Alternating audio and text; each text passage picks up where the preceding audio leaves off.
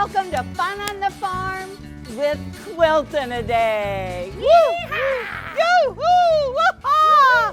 Yeah, go, go! Woo-hoo! We're so much fun. Whoa! Okay, gather around, guys. So join me and my barnyard friends for the next 12 months of quilting fun. Woo! Oh, you guys are good. Look at this. This is the first block for Fun on the Farm. Look at this. Ah, pigs. You have a thing going with pigs, huh, David? I like pigs. I've liked pigs for a long time. Oh, this is really cute. And David made this quilt. It's so much fun. I love this guy. He's black and white checkered with a blue bow. Now, where's the blue bow from? It's an AccuQuilt bow. Perfect. That makes it really easy. And look, he's got a purple bow, all different kinds of pigs. They're so much fun. And then I love your setting, David. So look at the wood fabric. It's so cool. It's actually a new line from Moda. It's called Purebred 2. I love the texture in it. It's the wood. This is the fence, and then this is the gate. That's right? the gate. Yep, right. That's the gate. And so all of the pigs are just walking all over the quilt. They're all over the much place. fun.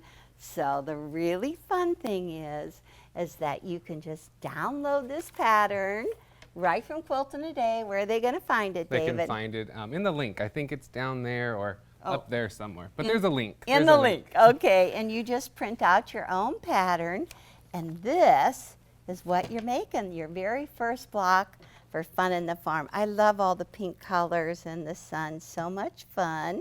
So that's good. But look what they did. You could also get the pattern and all of the pieces for the block. You can. It's all packaged nicely, ready for you. This is what I like. This makes it really easy to do.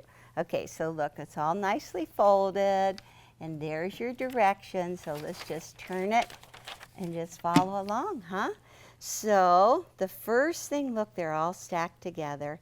You're going to make 2 rows of 4 each. You're just going to sew these together, and then you're going to make 1 row that goes in the middle with 5.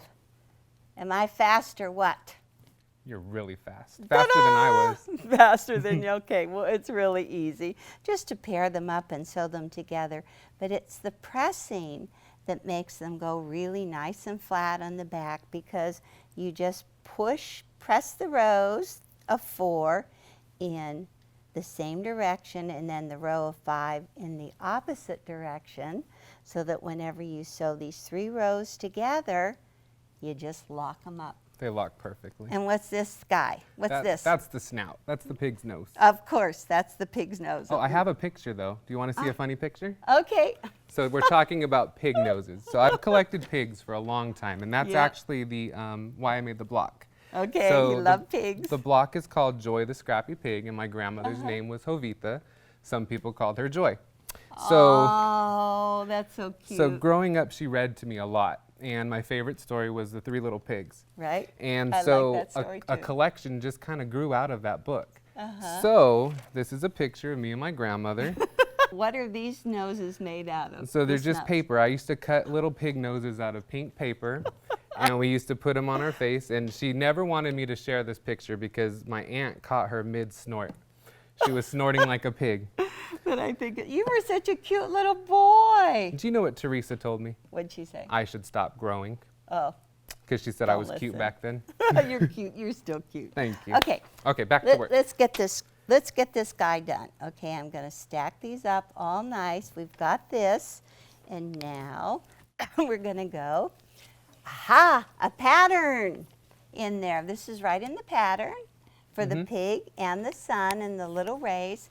So you need to have lightweight, non-woven, fusible interface. Correct. Yep. And you just start with the smooth side up, lay it right on the top like this, place it right on the top like that, and then just take a marker and trace around it. I have a new toy for you. Oh, I can't wait, a new toy. It's amazing. You're going to love it. So this is called the Caterpillar Glow. Yeah. And it's a self-healing mat on top of a light board. So if you want to get in closer, Eric, and you just click this button here, my and it gosh. illuminates Oh my gosh. in 3 settings. This is just like a flat screen TV. Right? This is so cool. I thought it was really cool. Okay, so if you put the pattern, you could see it pretty easily, but this is even better. It is. So if you just put the pattern, take a permanent marking pen. Woo, look at me. I'm even drawing nice and straight. So this is the smooth side on the top. This would be fun for the grandkids to do, huh? Mm-hmm. Children could do it. All right, so now we've got that done. And now we're going to take, and we're just going to start with the pig. And just take that little snout there, match up the little snout right here. This is looking good. And how about, want me to do some sewing? Will you sew? I don't feel like it. I'm tired after sewing all the ones on that quilt. Those are really cute. Did that take you long? It actually didn't. I was laughing. Teresa said, "You got that done in a day," and I said, "Actually, I liked it, so I got excited about it, so I kept going." It is very, very cute. Okay, I have an open toe foot on my sewing machine. I just have red thread in just so that you can see it. But I have reduced my stitch length to 1.8. It's a little stitch because the fusible interfacing will tear. And then I'm just going to stop when I get right here, my foot raised, and I'm going to continue. I have the open toe foot, the metal foot, because it glides over that fusible interfacing. And if you can reduce the pressure on your presser foot, do that as well. Then you can just swing around these curves. Great, okay. It's really helpful to do that. Yep. Okay, wait. That was fast. While I start, let me show you. So there it is. I'm all sewn on the lines the whole way around.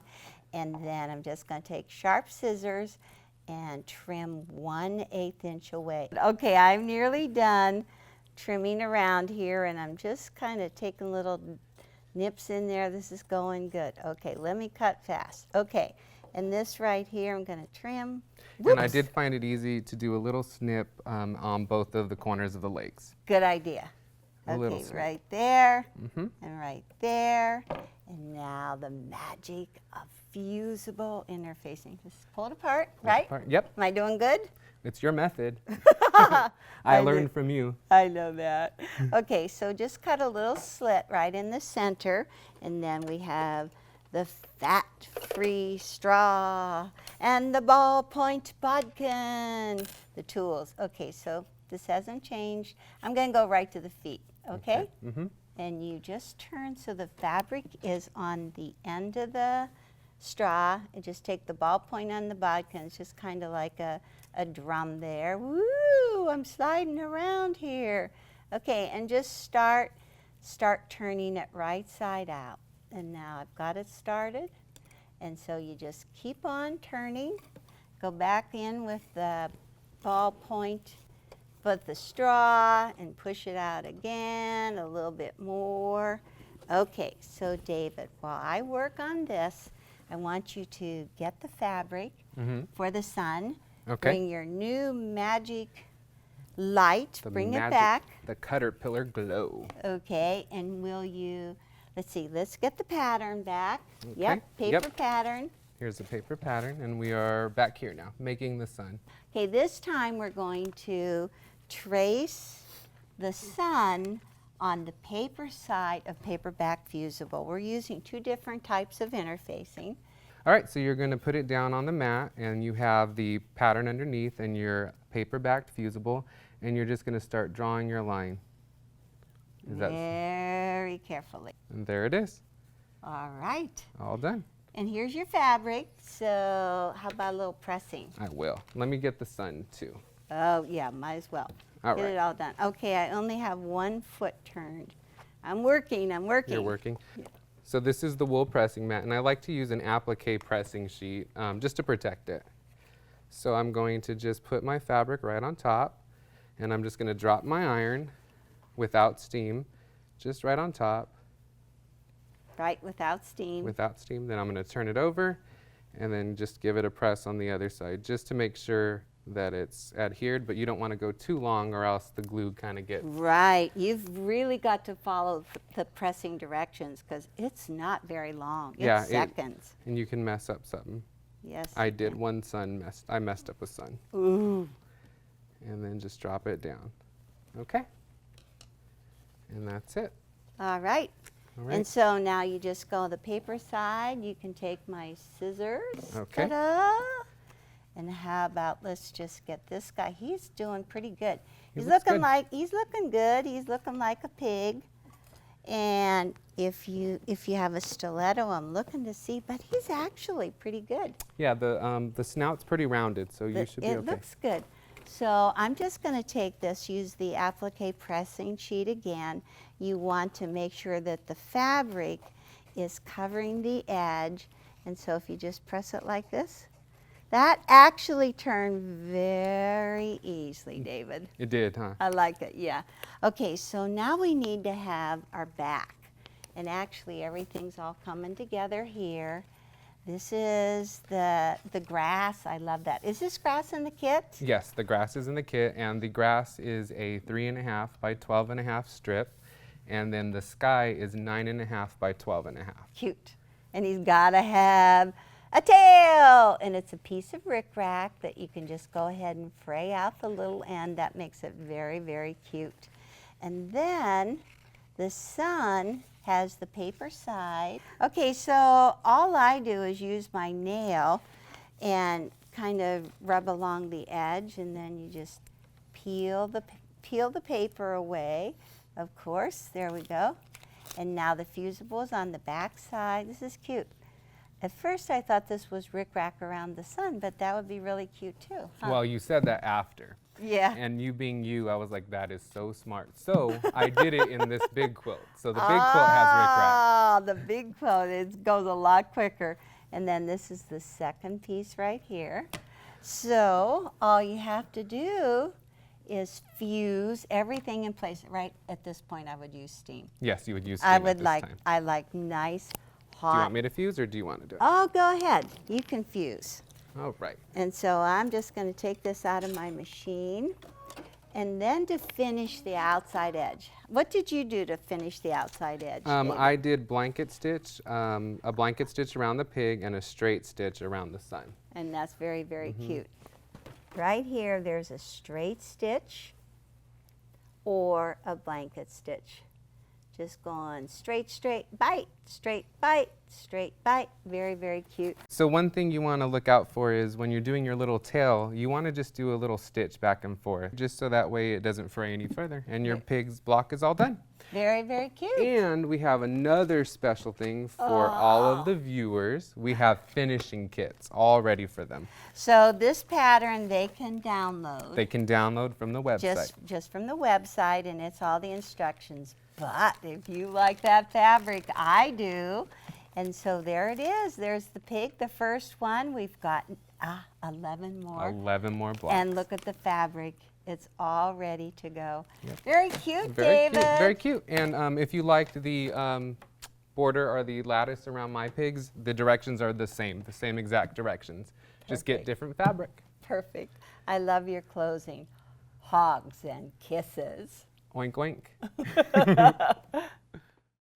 So get social with us. Follow, like, share. Thank you.